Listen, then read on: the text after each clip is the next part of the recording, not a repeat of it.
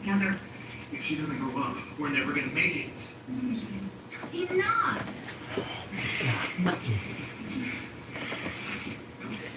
Hey guys, Film Warrior Zero here. Come on, come on. She's restless.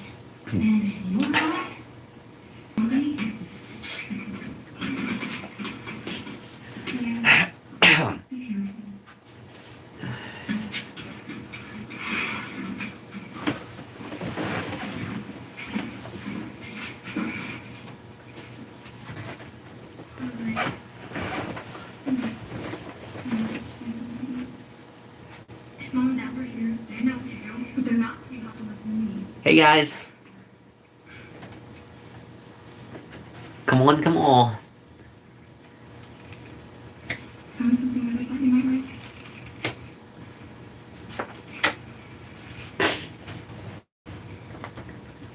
Thank you. Does this make things between us a little better? A little.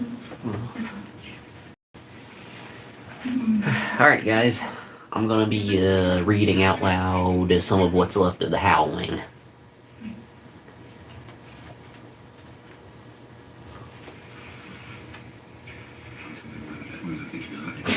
Please let it be weed.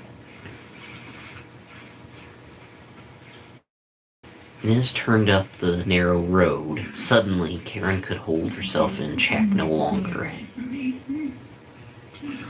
Great ragging sob that shook her. That's okay. Make half the problem solved.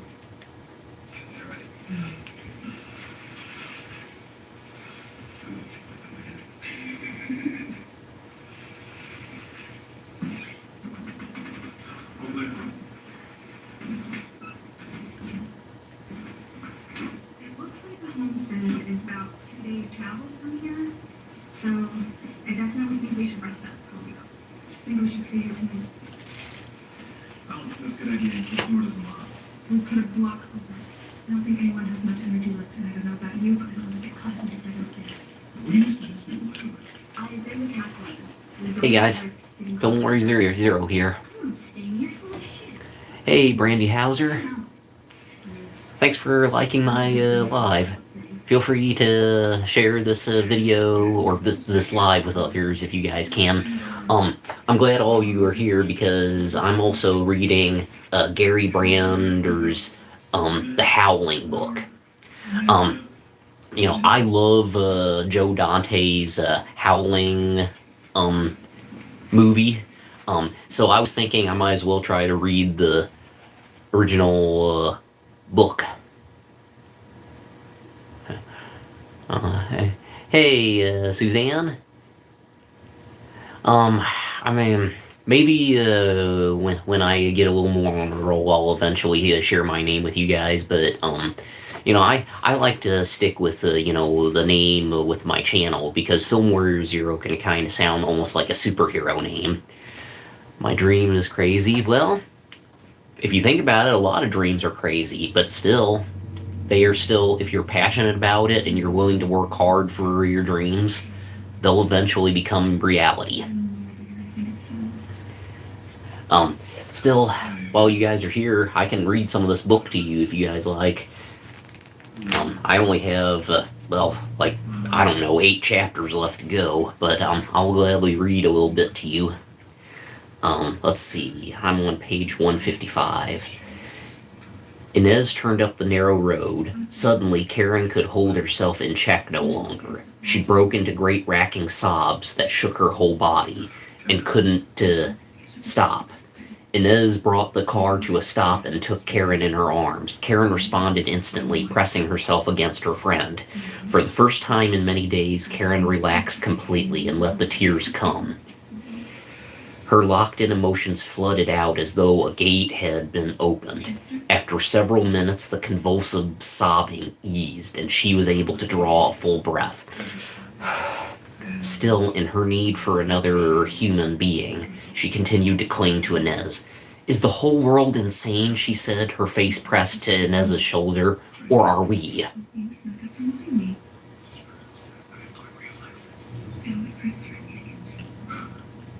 No, what's your dream? Oh, hey, Ari, how's it going? Um, see you. Well, cool kitty, my dream is to be a filmmaker, actor, and writer. And some of my favorite genres are horror, thriller, sci-fi, and sometimes I can also get more inspiration by reading some of the books too, other than just watching the movies too. Wow, 22 viewers already. Thanks for stopping by, guys. Welcome to my live. Welcome, welcome. Feel free to share this live with others. Um, I'm reading some more of the Howling book out loud. This is the original cover, I believe, anyway. Let's see. That's cool. Well, thank you, cool kitty. That's a cool avatar name as well. Cool kitty.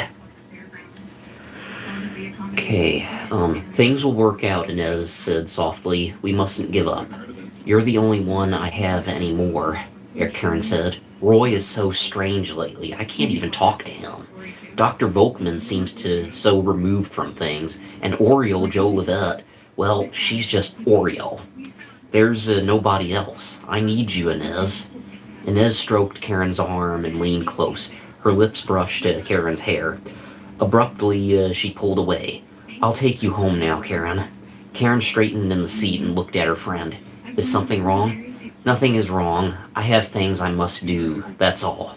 She put the car in gear and drove on toward the house. Karen ran a hand over her hair and kept her eyes to the front. I'm sorry, Karen said. It's thoughtless of me to take up so much of your time. No, it's all right, said Nez, but I really have to go. She pulled up in front of the little house, and Karen got out. Inez did not meet her eye. Well, thanks, Karen said uncertainly. Will I see you again? Yes, of course. I'll get in touch with you. Karen stood in front of the house and watched as Inez backed the car around and drove away. She waved her hand, but there was no sign that Inez had seen. When do you guys find the time? It's all right, Brandy. I think it might even be sometimes a bad connection. I mean, I live out pretty much in the boonies. Inez Polk kept her eyes straight ahead as she drove back out the narrow lane, up through the main street of Drago, and onto the back road that led to Pinion. Then she pulled off to the side of the road and stopped. She gripped the steering wheel until her knuckles turned white. Her head fell forward.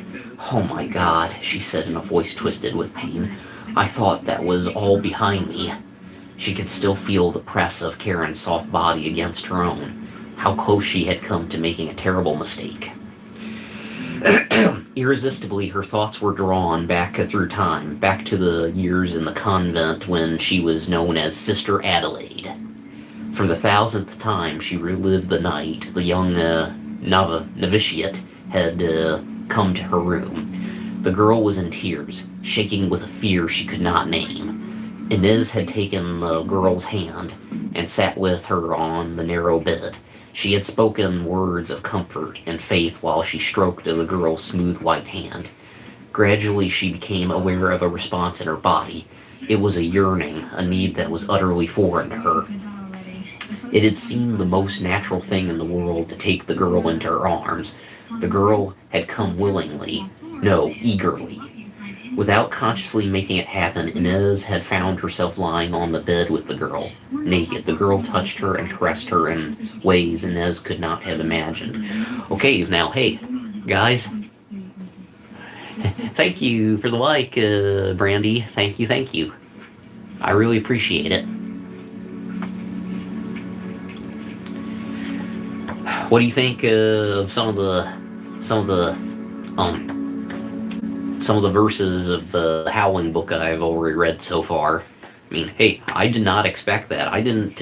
I mean, that's news to me. I mean, I remember Inez in this book saying that she was a nun from before, but I did not have any idea that she was into ladies. You know there are surprises around every page, apparently. I mean, it really makes me hooked even more. I just love it when books do that. You know what they say, expect the unexpected. The girl touched her and caressed her in ways Inez could not have imagined. The caresses aroused sensations indescribable. Inez's body, her very soul, had caught fire that night. Her reason fled. She wanted only to possess, to be possessed. It was there in Inez's narrow bed that they had been found. Inez had left the convent and the order immediately and in silence. The girl was turned out, of course. Inez never heard from her again, never tried to contact her, tried never to think about her, in vain. For often in an empty night, when she lay between chaste sheets in her solitary bed, Inez's hand would stray over her own body and she would remember the delicious forbidden caresses. Never since then had she been tempted to act against the laws of God and nature. Never until tonight, when she had held Karen Beatty so briefly in her arms. Inez knew there had been no intent on Karen's part to arouse her. No response at all in that way. If there had been, if Karen had really wanted her. Inez forced herself to break off the thought. She pounded the steering wheel with her fists, letting the pain drive the unwanted memories from her mind. She had to think of other things. She would have a busy day tomorrow doing library research. It would fill her mind. Tonight, she would read a very dull book until she fell asleep. Please, dear God, don't let me dream. And now we're on chapter 22. We all are, but there's no reason to accuse her of something that she didn't. Yeah. And I really do feel bad for Inez in this book because, well, no one should have to be treated like that. No one should have to live like that. I mean, all people are supposed to be created equal on this world. That even includes people who are in love with the same gender. People should be allowed to fall in love with who they are in love with. Because, I mean, I have a mom and godmom who are together. And, I mean, back when I was a kid, it did take me a while to adjust to it. But, I mean, I don't have anything against people who are a part of LGBTQ+. I mean, I have plenty of friends and even some family members who are part of LGBTQ+, and I care about them. Yeah. It's just that as a heterosexual, ever since I was a kid, I mean, the only thing is, I just thought it was strange, that's all. But I was never against people of LGBTQ+. So, I mean, I really feel sorry for Inez in this book. I really do. I mean, it kind of made my mind explode that she was lesbian, but I mean, it really makes me feel bad that the order that she was a part of did that to her. And it's like, girl, you dodged a bullet.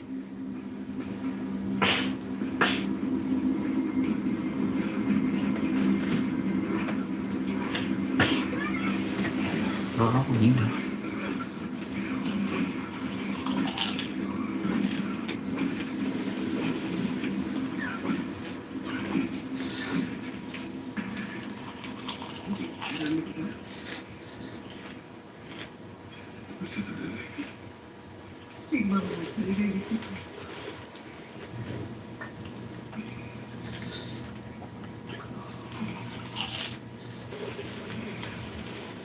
Not that work, huh?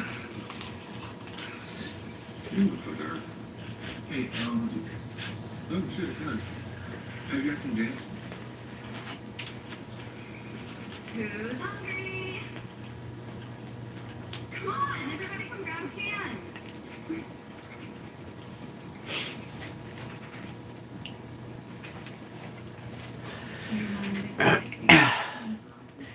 Did you have a good Mother's Day yesterday, Brandy? You do anything good with your mother? Or I know you're just forget about it. Let's go eat.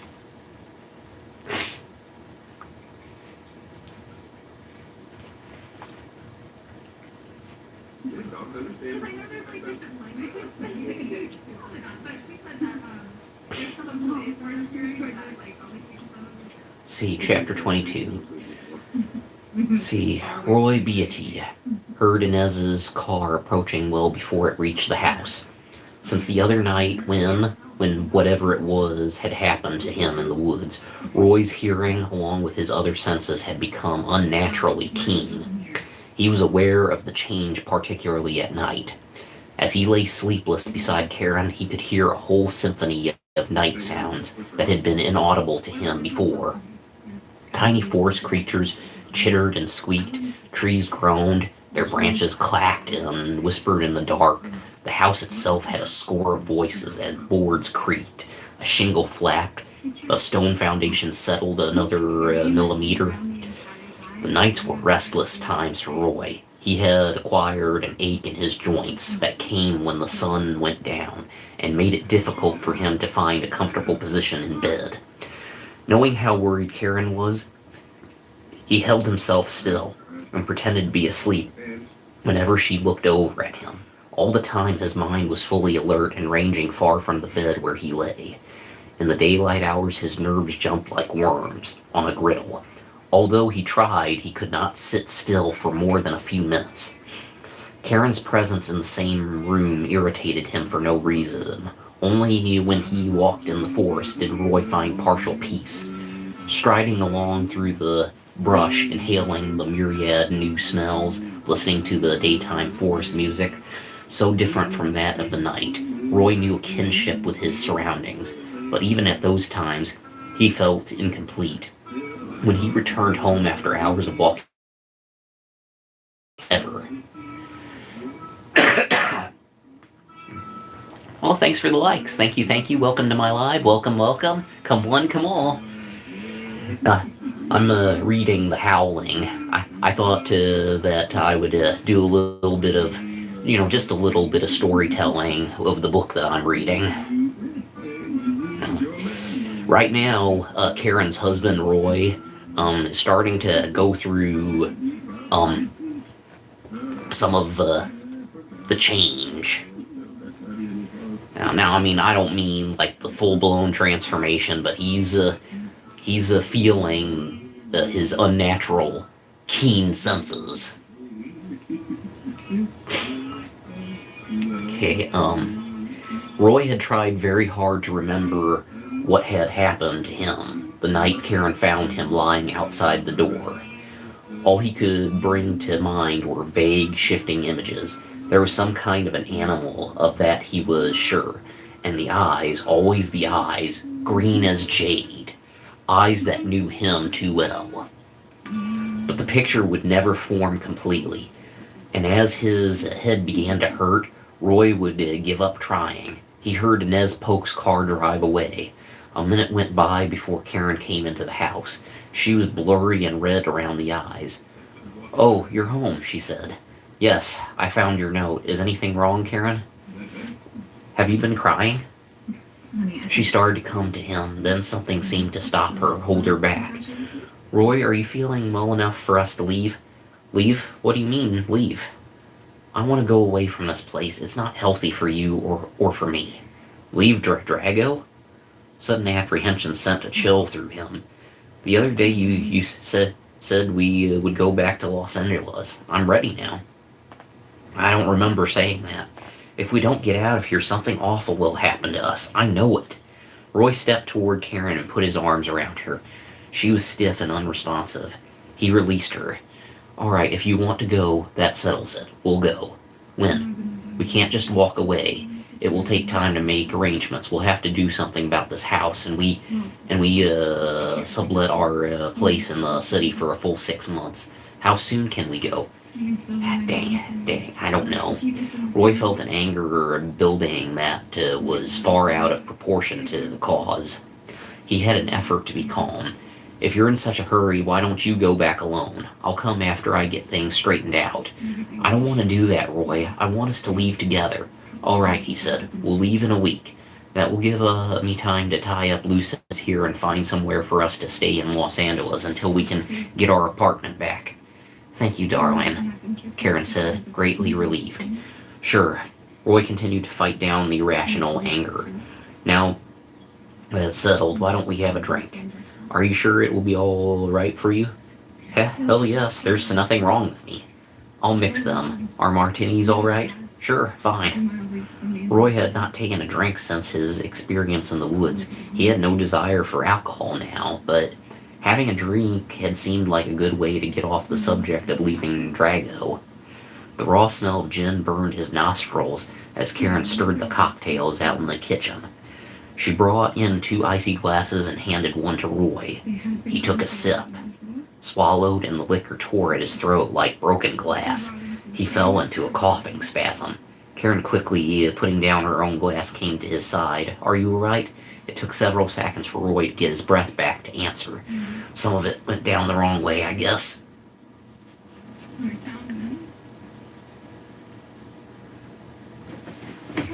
Okay. Hey, pause Mal. What are we doing? Oh, I'm just doing a little bit of storytelling from the Howling book. Yeah. I've read most of the book myself, but with what's left, I thought I'd share just a little bit here and there. I mean, I'm not gonna like do it all the way through, especially because I don't want to like spoil too much anything for you guys who haven't read the book or seen the movie yet. But I thought I'd throw in a few lines here and there. I'm glad all of you decided to stop by. I hope my storytelling has been really hooking some of you.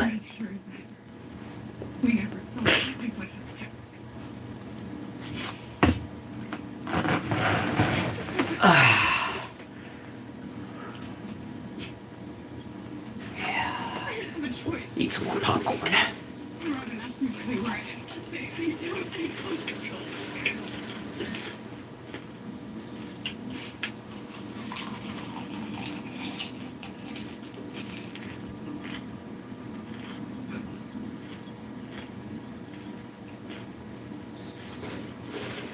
You did what you had to do. Get it. Yes, come. I told her that I couldn't find her. And every time I tried to tell her, she told me off. You did what your father had asked you to. Both of you were just trying to keep Robin safe. You're not the bravest 18-year-old that I've ever met. And even though you can be a pain in my ass sometimes, you've done a remarkable job to keep Robin safe, and you should be proud of yourself. Because I know. Okay? Doesn't mean I'm gonna stop being a pain in your ass, I would. I would expect nothing less.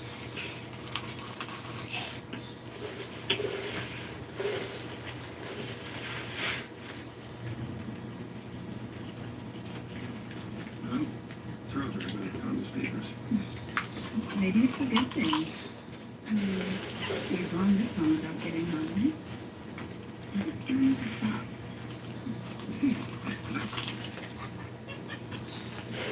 Seriously? I mean, besides, we never would have made it this far without each other when we did that without me.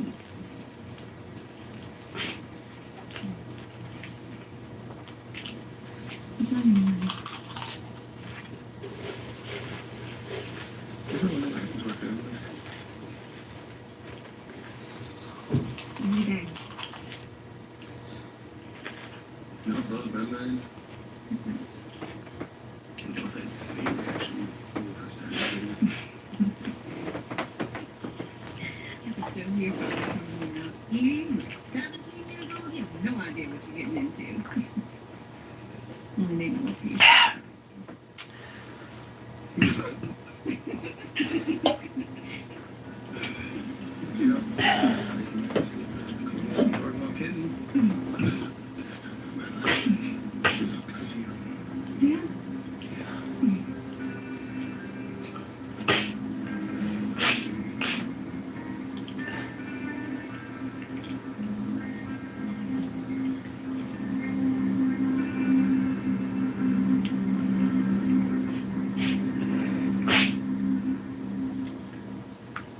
What'd you name her? Harper? Is there any reason why you picked that name in particular? Sorry, guys. Been dealing with some sinuses. I think I'm over most of them, but there's still some that are still trying to hang in there, especially mostly in the nose. Any brothers or sisters? How about we change the subject? Let's see now.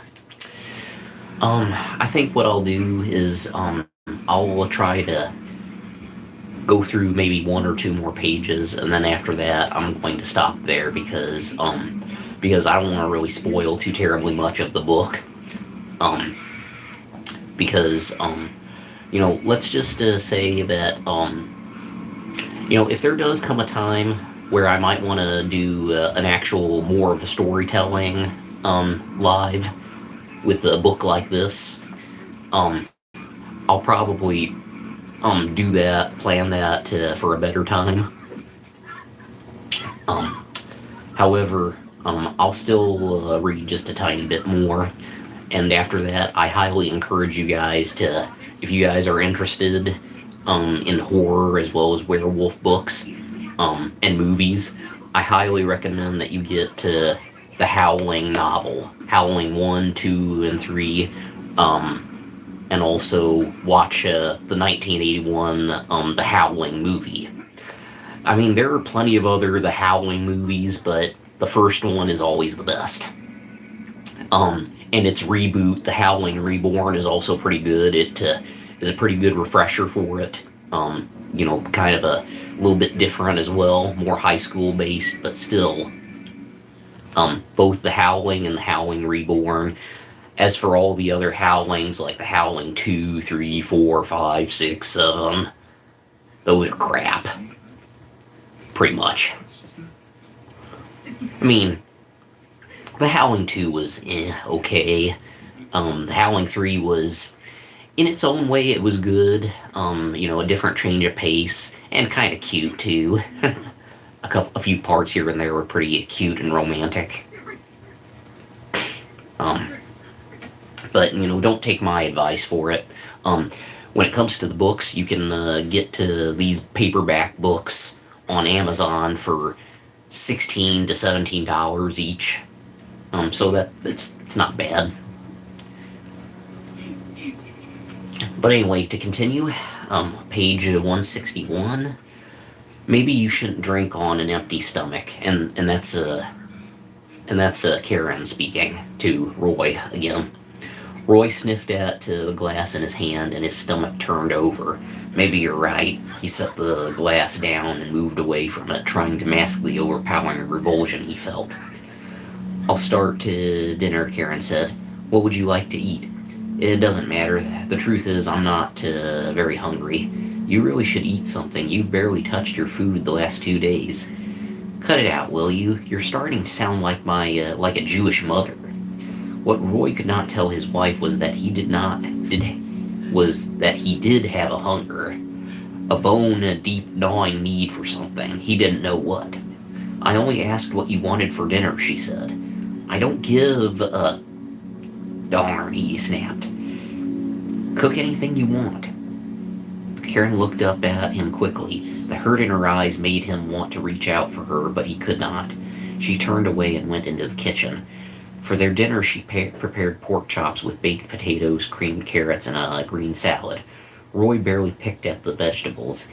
He knew his stomach would not accept them.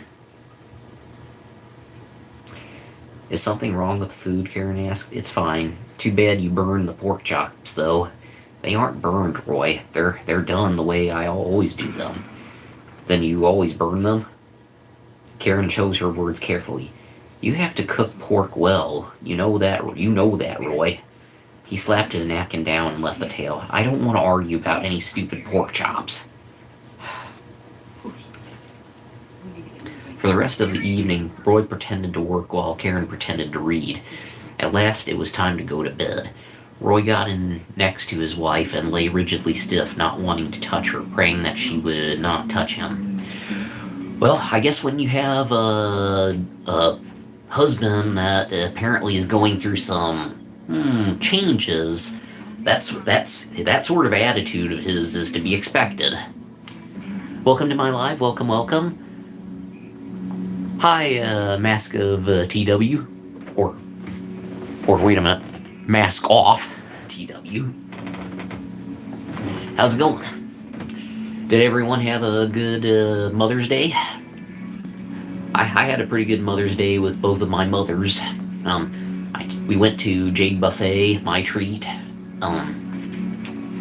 and we also went for a walk at St. Joe's Park in Missouri. Yeah, it was a beautiful day yesterday. It's also been a pretty good day today too. I'm sure glad spring is here, except for the pollen and mold that's been messing with me for the past week. Let's see. Okay, to continue, Roy relaxed. Through a gap in the window curtain, he could see the moon. He could not remember ever seeing it so bright. The light of it kept his eyes open and made sleep impossible. He got out of bed and walked over to the window. He meant to close the curtain, but when he looked out, he was stunned by the beauty of the scene. The full moon suffused the forest with a pale silver light that made everything magical. Roy could not stay inside on a night like this. He gathered his clothes and carried them silently into the living room. There he dressed rapidly and went out. He plunged at once into the deep shadows of the forest, but had no trouble seeing the path. The combination of bright moonlight and his improved night vision made the going easy. He inhaled and savored the tangy scent of the evergreens. The air was deliciously cool. Roy felt he was embraced by the night. The tiny things that lived in the darkness, the rodents and the night birds, froze in the shadows as Roy approached, but he saw them and smiled. He was a part of their world. The cramps in his joints grew suddenly worse. Roy slowed down and rubbed at his shoulders. There was a twisting ache in both his knees. He stumbled into a clearing, and the pain was too great for him to go on. He recognized the clearing.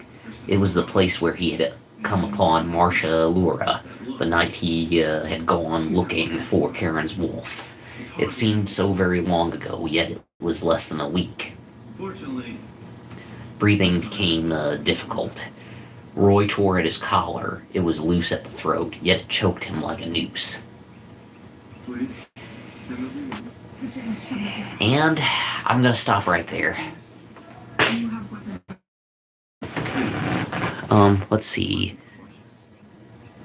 Okay, what topic are you talking about? Oh, this is a horror topic. This book is called Howling by Gary Brandner. There's also quite a quote from Stephen King on there. If you haven't read Gary Brandner, you're missing a treat.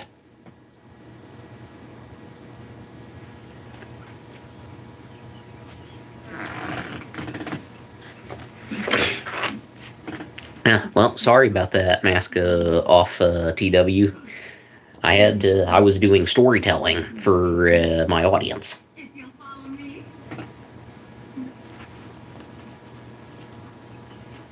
Oh yeah, you're right. Your mask is an illusion. Take it off. Beat it.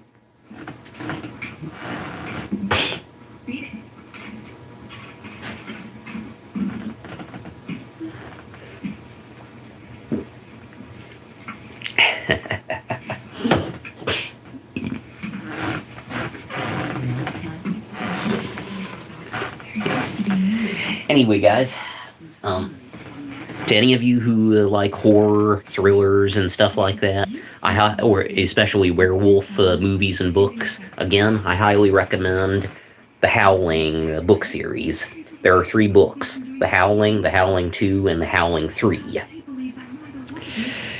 Yeah, and also watch the 1981 The Howling, and also its remake, The Howling Reborn. Both of those are pretty good. You're a man now, so we need to talk about how to make money. Oh, really? Do tell. because I'm not sure if I exactly like the tone of your text. The tone of your text. For a while. Just give her some time. She'll come around. Doesn't change the fact that you didn't bring back in the film. Just have bring with me. Yeah. Let's just I don't like the tone of your text. some volunteers. Your Play a good band. I don't like the tone of your text. Felix is my I'm gonna go play with him.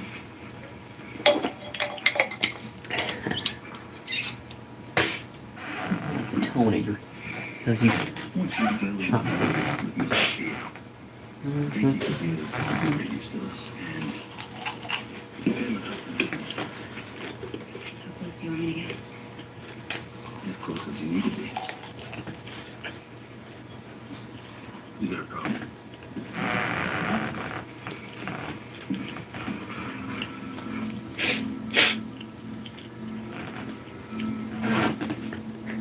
What are you talking about? How much money did you earn this month? I'm only going live to do storytelling. That's it. I have my own job as a prison guard, but at the same time, I'm also working gradually to my dream of working in filmmaking, writing, and also acting. And I'm working with plenty of other independent filmmaker friends. You can check out Acrostar Films. I've helped out with some of their projects.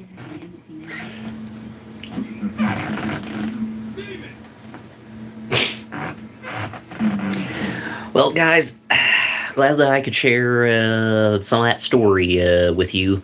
If you all enjoyed it, I'm glad you liked it. Thank you for liking my live. Thank you for stopping by. And like I say at the end of a lot of the videos I make, let's get creative. And I'll see you in the next video or even the next live, whenever. So, see you later, guys. Bye.